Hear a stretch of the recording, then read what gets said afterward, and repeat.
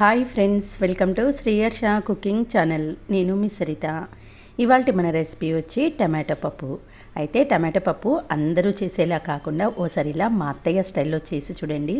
మీ ఇంట్లో వాళ్ళు ప్రతి ఒక్కరు కంచాలు లాగిస్తారు. అంత కమ్మగా ఉంటుంది ఈ టమాటో పప్పు. మరి ఆలస్యం ఎందుకు, వెంటనే ప్రాసెస్లోకి వెళ్దాం పదండి. దీనికోసం ముందుగా కుక్కర్లోకి 2 కప్పుల వరకు కందిపప్పును తీసుకోండి. మీరు మీ ఇంట్లో మెంబర్స్కి తగినంత పప్పును తీసుకోండి. కందిపప్పును కుక్కర్లోకి వేసిన తర్వాత 1కి 2 సార్లు నీళ్లు మార్చుకుంటూ పప్పును శుభ్రంగా కడిగేసుకోండి. తర్వాత దీంట్లోకి పెద్ద సైజు టమాటాలను ఇలా చిన్న ముక్కలుగా కట్ చేసుకొని ఇందులోకి వేసుకోండి. ఈ టమాటా ముక్కలు ఒక 2 కప్పుల వరకు ఉండాలి. తర్వాత చిన్న ఉసిరికాయ అంత చింతపండును కూడా ఇందులో యాడ్ చేసుకోండి. 4-5 వెల్లుల్లి రెబ్బలను యాడ్ చేసుకోండి. 2 చెంచాల వరకు కారం పొడిని వేసుకోండి. తర్వాత దీంట్లోకి 1 టీ స్పూన్ వరకు సాల్ట్ వేసుకోండి. ఒక 4 పచ్చిమిర్చిని తుంచి వేసుకోండి. ఇక్కడ కారము పచ్చిమిర్చి బ్యాలెన్స్ అయ్యేలా వేసుకోవాలి.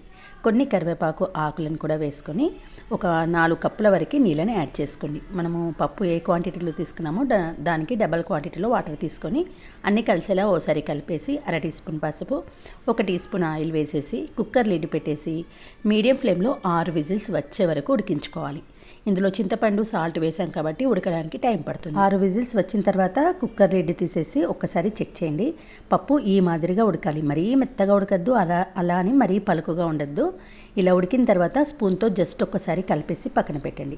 ఇప్పుడు తాలింపు కోసం స్టవ్ ఆన్ చేసి మరొక గిన్నెను పెట్టుకొని 2 టేబుల్ స్పూన్ ఆయిల్ వేసుకొని 1 టీ స్పూన్ ఆవాలు, 1 టీ స్పూన్ జీలకర్ర వేసుకోండి. ఇది కొంచెం వేగిన తర్వాత 2-3 ఎండుమిర్చి, కరివేపాకు ఆకులను వేసుకొని కొద్దిగా ఫ్రై చేయండి.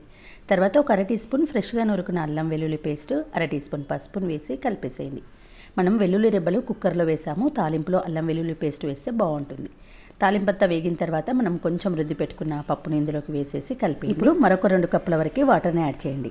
కొంతమందికి పప్పు గట్టిగా ఉంటే ఇష్టపడతారు, అలాంటి వారు 1 కప్పు మాత్రమే యాడ్ చేయండి. ఇలా కొంచెం లిక్విడ్గా ఉండాలంటే 2-2.5 కప్పుల వరకు వాటర్ని యాడ్ చేసుకోవాలి. మీ ఇంట్లో వాళ్ళు తినేదాన్ని బట్టి వాటర్ను అడ్జస్ట్ చేసుకోండి.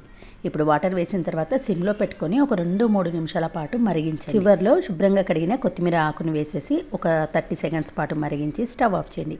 అంతేనండి, కమ్మకమ్మటి పుల్లటి టమాటా పప్పు రెడీ అయిపోయింది. ఈ టమాటా పప్పు వేడివేడి అన్నంతో పాటు చపాతి, జొన్న రొట్టెకు కూడా చాలా బాగుంటుంది. ఓసారి ఇలా ట్రై చేయండి. చేయడం కూడా చాలా ఈజీ కదండి.